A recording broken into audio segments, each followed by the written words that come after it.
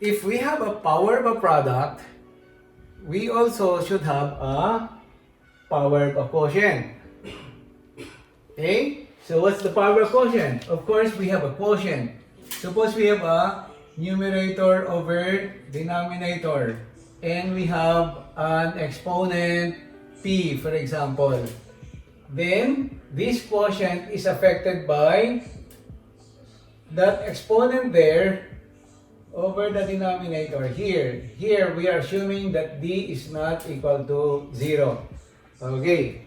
For this number, we have a quotient here, meaning I will have this exponent affect both the numerator and the denominator.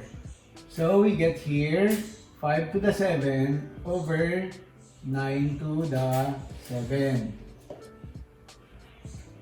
Now, for this number, we have another quotient. This is a quotient, and according to that law, I'm going to have the numerator raised to this exponent p in there, and then the denominator y cubed raised to the exponent p also, which is 2.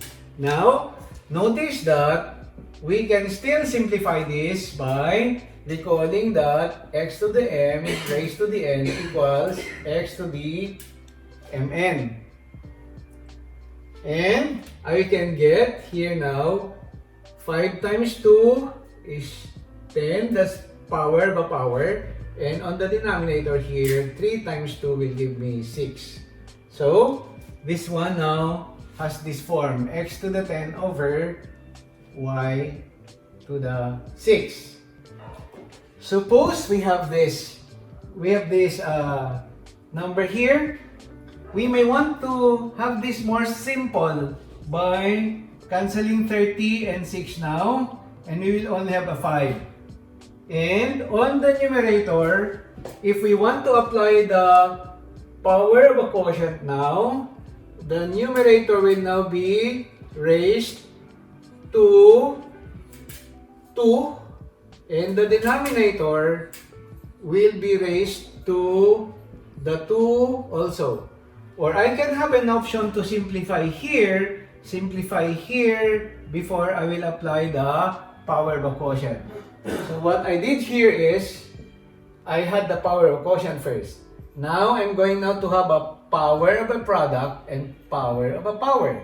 So I can have here 5 squared, this is a to the 10, that's b to the 6, over, this is a to the 4th, and that's b to the 10. Okay, and quotient law will now give me here 5 squared is already 25. A to the 10 and a to the 4 will give me a to the 6. Now, what about b6 and 10? I may opt to bring down 6 on the denominator so that I can now say this is 10 minus 6 will give me a 4. But if I had subtracted that, it should have given you b to the negative 4, and b to the negative 4 is actually 1 over b to the 4, which is the same as this. Okay, what was I saying a while ago? I could have reduced this, and I will have now 5 times. a5 over a2 will give me a cube. And then b cube over b to the 5th will give me 1 over b squared. And I can now apply power of a quotient to this, which means I have here 5 a cubed on the numerator, square that, on the denominator b squared squared. Simplifying this, 5 squared will give me 25, a cubed raised to the 2 will give me a to the 6, and the denominator is b to the 4, which is the same as this one. So sometimes it may be easier for you to apply other laws before you apply this power of a quotient. Okay?